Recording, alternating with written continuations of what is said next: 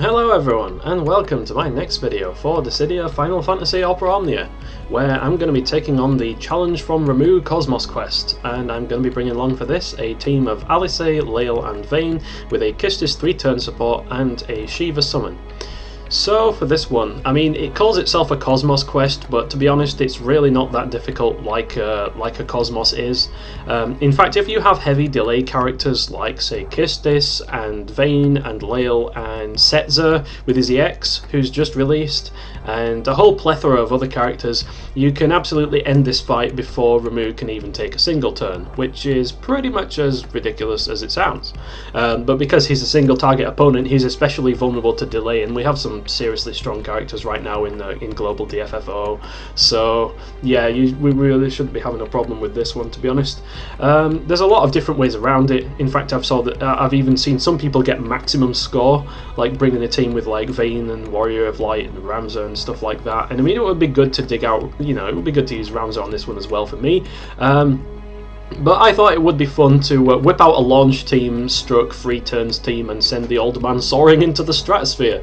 So it gives me an excuse to use Layle again, and he's always a blast to use. And it lets me whip out Alisaie, because yeah, she has an extremely fun playstyle in my opinion, and I really hope she gets a really strong EX plus when it comes out. Like, I've not seen her on the infiltration report for JP yet, and we're practically at the end of the Chaos era. There's going to be a new wave of power creep coming up really soon, so I don't know what they're doing with Alisaie, but I hope whatever it is, it'll be something special when it arrives, because god damn it, it's been long enough, she deserves it.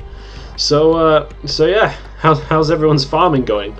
I know mine's going pretty well. I'd say I've got the treasures for about 50% of the characters, and I've got a few more board masteries on top of that. As you can see, I've got everyone here mastered who I'm using. But unfortunately, Mr. 200 IQ over here decided it would be a good idea to sort everybody by attack in terms of determining who I'm actually going to be farming. So I've got my strong characters with the most attack at the top, and I've got my weak ones with low attack at the bottom, and I'm kind of just going to work my way inwards, right? So unfortunately, the 1800 summon board points that you have to spend in order to actually get the treasures will inevitably increase your attack, and that fucks up the order. So yeah, I've got about 50% of the roster just sitting there with 1800 points, and I can't actually spend them because I really don't want to have to bloody make a spreadsheet to see who I've done and who I've not done, and I'm just not about that nonsense. So yeah, they're all just going to have to sit there until I found everyone up, which I should have done within like a day or two.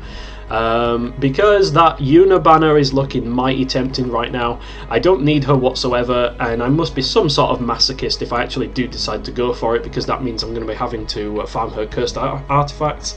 I have got like some non-perfect ones, but I've not had a single perfect, and I've spammed a number of triple bucks on it. So, and I really don't need her in my roster right now. It's more than strong enough to take me right until the end of Chaos. In fact, I'm really looking forward to Realm's Lost chapter actually, because I'm going to be pulling for Realm, and you are definitely going to be seeing a launch memes team of like Layle and Realm together, because you use Realm with the Pandemonium summon, and all sorts of fun things happen, and I'm actually quite excited for that. You know, for like all of the 1 or 2 weeks it will be until Chaos hits, and then all hell will break loose. So yeah, there's that coming up. But yeah, after I've got the Ramuh board all found up, I can't pass up Yuna. I mean, it's Yuna, for God's sake. I love her character. I mean, I just said how much I actually do love Yuna, and how much I realised that in the video that I did when Ramuh first got awakened. So I'm probably going to be pulling for it with tickets. Like, I don't want to go above, like, say 300 tickets, like at most. Like, I don't want to spend more than that, because I've got Realm to pull for, and I've got Charlotta before Chaos drops, and then we shift gears a bit. But until then, you know, I've got some spare resources to play around with. But anyway, I might as well jump into this now, and we'll see how well we do. So we can actually beat this without Ramuh taking a single turn. That's pretty much going to be the objective here. We'll send him flying via Layle Airlines and have some fun with the whole turn rate shenanigans, which is going to help with Layle's EX aura, because launch is just going to be happening constantly. So we see here that Alisaie is taking the first turn. The problem with Ramuh is that he absorbs thunder, because he's the thunder god. So we can pretty much just forget that this button actually ever exists. We will not be revisiting that button until much later in the fight. So we're just going to use Verero for now, because we do not want him to suddenly jump up to about 20k max brave. I am not about that nonsense. So the reason we attack with Alisaie first is so that Layle over here has enough time to get down his field burst, which, yeah, it sticks the enemy with slow and force, but also it actually puts debuffs on the field so that we can swap out Alisaie for Kistis, and Kistis will have her debuff aura ready to go because she's only here for 3 turns. So now we are going to be putting some distance between ourselves and Ramuh, so we can actually get that turn advantage going on here. And yep, we get a launch off a Degenerator, which is absolutely perfect. Pretty much what I wanted.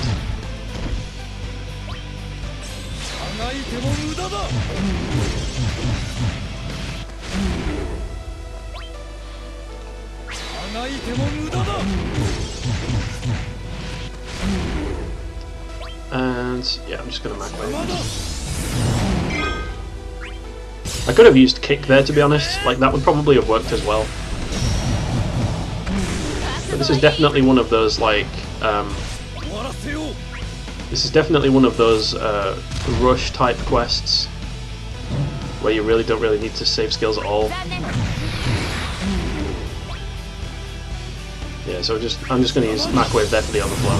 We want to try and save some uses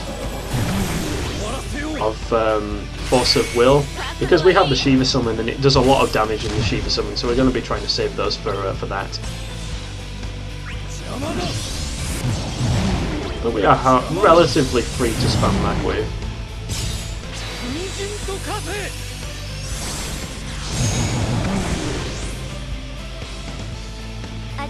So now Alisaie returns to the field, and we proceed to use the only skill button that she actually has right now, the only one that exists.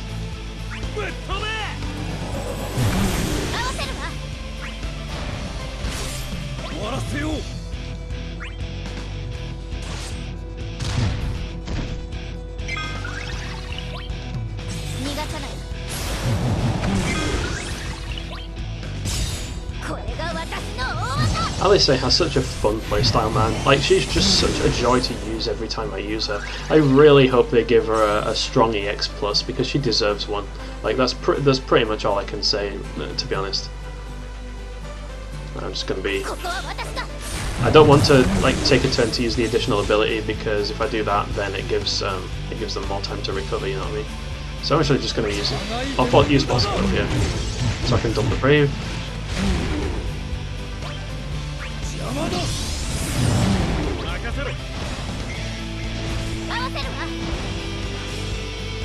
We get a launch because of all the turn rate nonsense.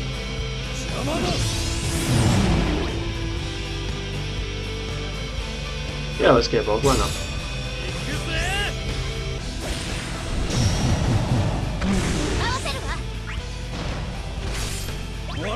So what I actually want to do with Alisaie is I want to be able to use Jolt 2 combo enough times that she actually gets into 4 black mana. No, sorry, yeah, 4 of each actually should be sufficient. No, it needs to be 6. Sorry, because it needs to be above 5.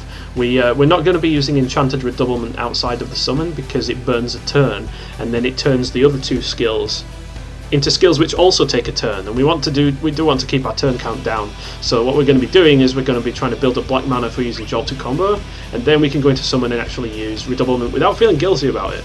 And then we can actually remember that skill 2 button exists as well. So that's definitely a thing. I mean, look at this nonsense. She takes so many turns, especially with Shiva. It's ridiculous, and I love it. And it's really good with Layle as well, because like the launch aura that his frame buff gives is just excellent. Because obviously the more turns you take, the closer you get to doing launches. So I'm actually just going to pummel here. I do need to save skills a little bit.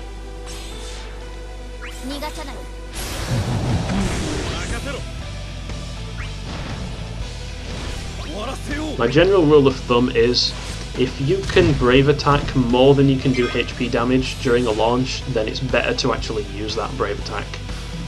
That's my general rule of thumb. Obviously, it depends on things like overflow as well. So we just used field burst. I mean, we just used energy gain, and we're not launching there. But we do have a launch up here.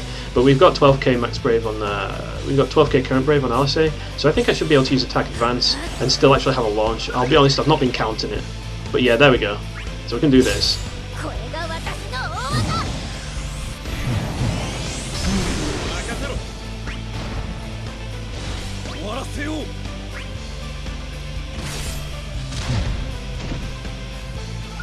So now we have six. Black mana. So what I can actually do with Alisaie is we can go straight into summon, and I can use this. Yes, the button. It exists, and then I can just go straight into this. There we go, and then I can do this. And we're definitely going to do that. And now Vayne has his consecutive turns, so we were going to be doing Force of Will, and then Force of Will again. That juicy damage, and then straight into Saphira.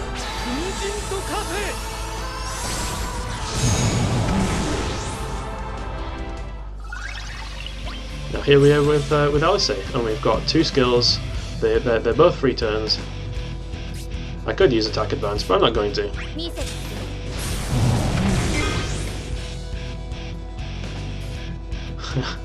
I love when the launch up arrives, when Layle's turn arrives. That's such a waste, man. But it's fine.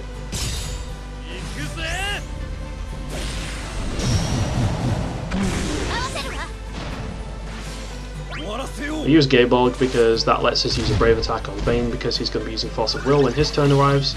And oh look! Yeah, we're at 12k current Brave again. So yeah, I'm absolutely going to be using this because the fight is almost over. Let's get some overflow.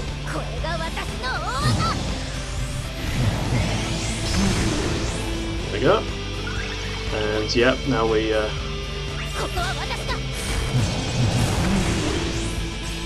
now we can do this. Yeah, it is all but over at this point. This is just a formality.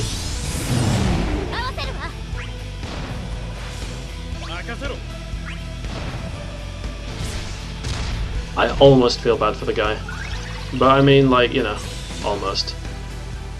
So, here we only have skills that take a turn to use. If you see what I mean, like Aero takes a turn, Redoublement takes a turn, so we're just going to do this and finish it in something resembling style.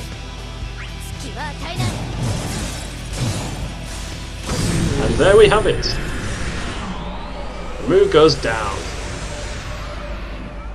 That was pretty fun, I'm not going to lie. It just feels unfair, you know what I mean? Doesn't even get to take a single turn. Alright, so that's going to be my video for this event. I hope everybody enjoyed watching as much as I enjoyed playing it, and I'm going to catch you all in the next one. The next one, I'm not entirely sure what that's going to be. We've got like a lost chapter coming up this Thursday, haven't we? I forget whose it is. Alphino is the new character event that's coming out on Monday. Whose lost chapter is it? I can't remember. Anyway, it'll probably be for that one. But if I do actually manage to get Unizy X, I might upload like a solo run of her on Selfie's event or something. Or yeah, I'll definitely be doing a pull video, so we'll have that as well. But no promises. Anyway, hope you've all enjoyed watching, and until the next video, I will see you later. Take care and goodbye.